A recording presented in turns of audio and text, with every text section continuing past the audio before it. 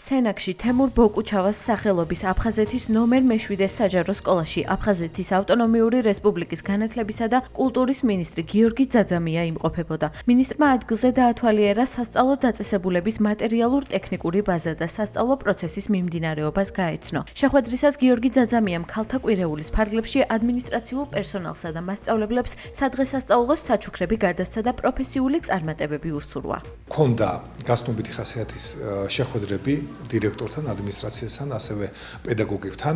გავეცანით როგორც ინფრასტრუქტურულ, მატერიალურ-ტექნიკურ მხარეს სკოლის, ასევე უშუალოდ საგანმანათლებლო პროცესს სამინისტროს დაქვემდებარებული 13 სკოლიდან საქართველოს კონტროლებად ტერიტორიაზე 5-ში ისწავლება აფხაზური ენა. უაღრესად მნიშვნელოვანია და აღნიშნული საკითხიც ცდება განათლების და კულტურის პრეროგატივას და უკვე სტრატეგიულ ხასიათის ჩანს და ამ კუთხითაც ნამდვილად დადებითი და პოზიტიური აღნიშვნა და შეფასება მინდა განვახორციელო იმ პროცესის, რომელიც ამ სკოლაში მიმდინარეობს, როგორც მოსწავლეთა ჩართულობის კუთხით, ასევე საგანმანათლებლო მასალების თემატიკის კუთხით. მნიშვნელოვანი დღე არის დღეს აფხაზეთის მე-7 საჯარო სკოლისათვის.